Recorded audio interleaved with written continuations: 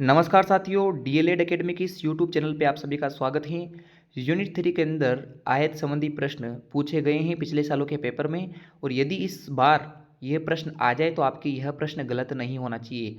Examiner आपको किसी भी रूप में पेपर में पूछ सकता है, तो आपको प्रश्न सही करके आना है। और सही प्रश्न कैसे करोगे, तो आपको यह वीडियो अच्छे से देख लेना है। जितने भी मिनट का ये वीडियो हो, इस वीडियो के बाद आपको अपनी किताब, सीरीज़ या बुक कहीं से भी पढ़ने की आवश्यकता नहीं है। इसके बाद आप कोई सा भी प्रश्न कर लेना, आपको आसानी से समझ में आ जाएगा। तो सबसे मेन बात होती है उसके फॉर्मूलाज। तो आयत आपको यहाँ आकृति दिखाई दे रही है, इस आकृति को हम आयत कहते हैं, जहाँ आमने सामने की इसमें भुजाएं बराबर होती हैं। प्रत्येक कोण जो होता है इसका 90 डिग्री वाला होता है, और इसमें एक भुजा जो है लंबाई कहलाती है, दूसरी भुजा चौड़ाई कहलाती है। तो इस भुजा को हमने लंबाई का नाम दिया है, इस भुजा को हमने चौड़ाई का नाम दिया है। आमने सामने के जो शीर्ष होते हैं, इनको मिलाने वाली भुजा को कहते हैं विकर्ण। तो सबसे पहले परिमाप ज्ञात करते हैं। तो परिमाप ज्ञात करने का सूत्र होता है 2 कोष्टक लंबाई प्लस चौड़ाई। क्षेत्रफल ज्ञात करने का सूत्र होता है आयत में लंबाई इंटू चौड़ाई। और विकर्ण ज्ञात करने का सूत्र होता है under root l square plus b square, यानी कि अंडर रूड के अंदर लंबाई का स्क्वायर करना है, फिर उसमें जोड़ना है चौड़ाई का स्क्वायर। तो इस प्रकार आप आंसर पता कर लोगे। तो सबसे पहले हम देखते हैं कि आयत का प्रश्न किस प्रकार से आएगा। तो आपके सामने यहाँ पहला प्रश्न है कि एक आयताकार खेत है जिसकी लंबाई और चौड़ाई क्रमशः आपको दी गई हैं। लंबाई है 40 मीटर और चौड़ाई है 30 मीटर। और अब आपसे कह रहा है कि 15 रुपये प्रति मीटर के हिसाब से खेत के चारों ओर बाड़ेबंदी करनी है, तारबंदी करनी है, तो उसका खर्च बताओ। अब आपको एक चीज़ याद रखनी है कि आपसे तारबंदी का प्रश्न आए या बाड़ेबंदी का प्रश्न आए, तो वहाँ आपको परिमाप निकालना होता है। या फिर अगर आपको वो समझ में नहीं आता, तो आप यहाँ एक छोटा सा देख लेना कि आपको यदि कहे प्रति मीटर, याद रखना है प्रति मीटर या प्रति सेंटीमीटर, तो समझ जाना है पेपर में परिमाप ज्ञात करने को कह रहा है। और पेपर में ऐसा लिखा जाए प्रति वर्ग मीटर या प्रति वर्ग सेंटीमीटर, तो वहाँ क्षेत्रफल का फॉर्मूला लगाना है। क्योंकि परिमाप एक तरह की लंबाई है, तो उसको मीटर में नापा जाता है। और क्षेत्रफल जो है लंबाइयों का या लंबाई इंटू चौड़ाई होता है, तो वहाँ उसे वर्ग मीटर में लिखा जाता है। तो यहाँ हमने 15 रुपये प्रति मीटर यानी सिर्फ मीटर की बात की है, मीटर स्क्वायर वर्ग मीटर की बात नहीं की है। जब वर्ग मीटर कहे तो क्षेत्रफल निकाले। तो हमने सबसे पहले हमें क्या दिया है, लंबाई 40 मीटर, चौड़ाई 30 मीटर। अब हमने यहाँ से पता लगाया प्रति मीटर यानी परिमाप निकालना है। तो आयताकार खेत का परिमाप कैसे निकालेंगे, 2 कोष्टक लंबाई प्लस चौड़ाई। तो 2 वहाँ लिख दिया है, लंबाई 40 है, चौड़ाई 30 है। 40 और 30 कितने होते हैं, 70। 70 को 2 से गुणा किया, 140 मीटर हमारे पास लंबाई निकल कर आ चुकी हैं। अब हमें क्या करना है, तारबंदी का खर्च निकालना है। तो तारबंदी का खर्च कैसे निकलेगा कि 1 मीटर पे जितना खर्च आ रहा है उसको कुल जितने मीटर है उससे गुणा कर लो। तो कुल मीटर हमने निकाले 140, और 15 रुपये प्रति मीटर का खर्च हमारे था। तो 15 को किससे गुणा कर लिया, 140 से। तो 15 को 140 से गुणा किया तो 2100 रुपये हमें खर्च आया उस खेत के चारों ओर तारबंदी या बाड़ेबंदी करने का। अगला प्रश्न देखते हैं। अगला प्रश्न है कि आयताकार आपके पास एक कमरा है जिसकी लंबाई 20 मीटर है और चौड़ाई 15 मीटर है। इस कमरे में 10 रुपये प्रति वर्ग मीटर। अब इस बार आपको मीटर शब्द नहीं दिया गया है, प्रति मीटर देता तो परिमाप निकालते, किंतु आपसे साफ साफ कहा है वर्ग मीटर। तो वर्ग मीटर देने के बाद आपसे कह रहा है कि टाइल लगाने का खर्च निकालिए, यानी इस बार आपको क्षेत्रफल निकालना है। तो सबसे पहले आपको दिया है लंबाई 20 मीटर, चौड़ाई 15 मीटर। तो क्षेत्रफल का फॉर्मूला लगाओगे लंबाई इंटू चौड़ाई। लंबाई को चौड़ाई से गुणा किया तो आपका आ गया 300 मीटर स्क्वायर, जो आपका क्षेत्रफल है। अब आपको ये पता है कि खर्च निकालना हो तो कैसे निकालते हैं। अभी आपने बाड़ेबंदी का तारबंदी का निकाला था कि 1 मीटर स्क्वायर का जो खर्च है उसको कुल जितने भी मीटर स्क्वायर हैं उससे गुणा कर दो। तो 1 मीटर स्क्वायर का खर्च 10 हैं, और टोटल मीटर स्क्वायर कितने निकाले आपने, 300। तो 300 को जब हमने 10 से गुणा किया तो 3000 रुपये हमारा खर्च आया उस कमरे में टाइल्स लगाने का। आगे देखते हैं अगला प्रश्न। अगला प्रश्न क्या है कि आपके पास एक आयत है जिसका परिमाप आपको दे रखा है 56 सेंटीमीटर, लंबाई दे रखी है आपको 15 सेंटीमीटर।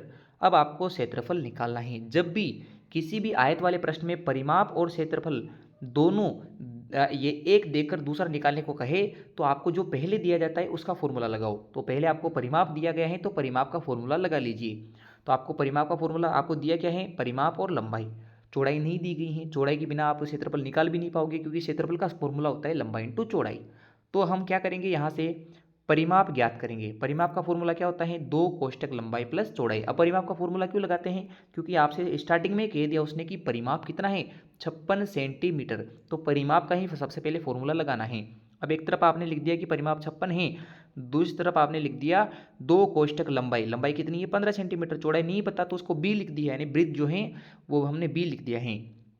तो अब हम देखते हैं 56 एक तरफ हो गया, 2 को 15 से गुणा किया तो 30 आ गया, और 2 को जब हमने बी से गुणा किया तो 2b आ गया, और 56 में से जब हमने 30 घटाए तो 2b कितना आ गया आपके पास 26, और यहाँ से b यानी कि चौड़ाई निकालेंगे तो कितना आएगा 26 बटे कितना आएगा आपके 2 से 26 को काटा तो चौड़ाई कितने निकल के आएगी 13 सेंटीमीटर। तो लंबाई हमारे पास 15 सेंटीमीटर थी, अब हमने चौड़ाई निकाल ली है, कितने सेंटीमीटर आ गई 13 सेंटीमीटर। और अब हम जब लंबाई और चौड़ाई दोनों को ज्ञात कर चुके हैं तो हम अब आयत का क्षेत्रफल निकाल सकते हैं। आयत का क्षेत्रफल कैसे निकलेगा, लंबाई इंटू चौड़ाई। लंबाई हमारे पास पहले से 15 थी और चौड़ाई हमने ज्ञात कर ली है, परिमाप वाले फॉर्मूले से 13 आ गई, और 15 और 13 को जब हमने गुणा किया तो क्षेत्रफल निकल के आया 195 सेंटीमीटर स्क्वायर। कितना निकल के आया है 195 सेंटीमीटर स्क्वायर। इसके बाद अगला प्रश्न देखते हैं। यदि आपसे एक ही प्रश्न में विकर्ण और क्षेत्रफल ज्ञात करने को कहे तो बहुत ही सिंपल वे में निकाल सकते हो। सबसे पहले आपको प्रश्न अच्छे से पढ़ना है। आपको लंबाई 8 सेंटीमीटर दी गई है, चौड़ाई 6 सेंटीमीटर दी गई है, और एक कहा है विकर्ण निकालना और दूसरा क्या निकालने को कहा है क्षेत्रफल। तो आपको लंबाई चौड़ाई का ऐसा जो है फोटो बना लेना है। चूंकि विकर्ण निकालना है तो विकर्ण को हम x मान लेते हैं। तो विकर्ण कैसे निकालते हैं, मैंने आपसे कहा था कि लंबाई और चौड़ाई का स्क्वायर करके जोड़ना है और फिर उसका अंडर रूट निकालना है, तो निकाल लेंगे।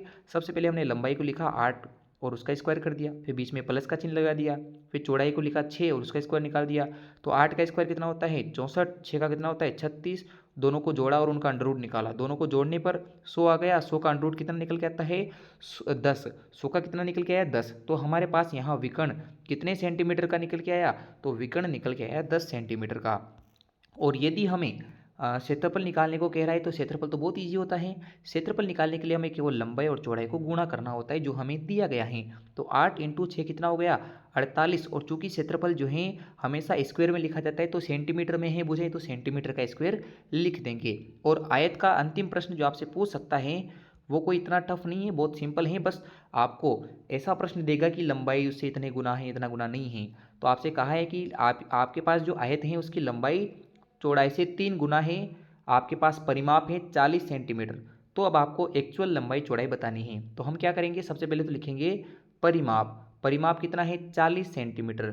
चौड़ाई चूंकि आपको पता नहीं है तो आपने कहा कि मान लेते हैं कि चौड़ाई जो बी, जिसको हम बी कहते हैं, वो हमारे पास x सेंटीमीटर है। कितने सेंटीमीटर है x। अगर हमें यहाँ से लंबाई निकालनी है तो अब हमसे पहले ही कहा है उसने कि लंबाई जो है चौड़ाई से 3 गुना लेनी है। तो यदि हमने लंबाई को चौड़ाई को x माना है तो लंबाई उसे 3 गुना यानी उसे 3 से गुणा करके लिख देंगे तो 3x होगी। यहाँ तक की बात अगर आपको समझ में आ गई है तो प्रश्न अब 2 सेकंड का है। तो क्या करना है, अब आपको चूंकि परिमाप उसने कहा है कि परिमाप आपको दिया गया है, परिमाप आपको दिया है तो परिमाप का फॉर्मूला लगा दीजिए। परिमाप 40 सेंटीमीटर है, परिमाप क्या होता है 2 कोष्टक लंबाई प्लस चौड़ाई। तो 40 तो इधर लिखना ही है सही। तो आपको क्या करना है 2 कोष्टक लंबाई कितनी है 3x प्लस चौड़ाई कितनी हो गई x, हमने यहाँ पहले लिख रखा है। तो 3x और x को जोड़ा कितना हो गया 4x, 4x को जब 2 से गुणा किया तो कितना हो गया 8x, यानी 8x बराबर कितना है 40 है। तो 8x में से जब हम x की वैल्यू निकालेंगे तो x हमारे पास निकल के आया 5 सेंटीमीटर। जब हमने 40 में 8 का भाग दिया तो यहाँ से x की वैल्यू निकल के आई कितनी सेंटीमीटर 5 सेंटीमीटर। अब हम एक्चुअल लंबाई चौड़ाई को ज्ञात करते हैं। चूंकि हमने चौड़ाई को पहले b को हमने केवल x माना था और x का वैल्यू हमारे पास कितने निकल के आया 5, तो चौड़ाई तो कितने सेंटीमीटर की होगी 5 की। लंबाई निकालते हैं, लंबाई हमने कहा था लंबाई उससे 3 गुना है यानी 3x है। तो x की वैल्यू कितनी है 5 और उसको 3 से गुणा कर देंगे यानी 3 इंटू 5 करेंगे तो कितना आ गया 15 सेंटीमीटर। तो ये 5 प्रश्न हो चुके हैं आपके आयत के जो आपके पेपर में पूछ सकता है। मुझे नहीं लग रहा कि इनके अलावा इससे कोई टफ प्रश्न आपकी पूछेगा। तो जिस भी विद्यार्थी को ये प्रश्न आ चुके हैं इनकी पीडीएफ तो आपको निःशुल्क मिल ही जाती है हमारे यूट्यूब चैनल पे, आप वहाँ से इसे प्राप्त कीजिएगा। और काफ़ी अच्छे मैटर में आपको प्रोवाइड करवाने की कोशिश कर रहा हूँ। यह यूनिट 3 आप बहुत ही आसानी से हमारे यूट्यूब चैनल से पढ़ सकते हैं।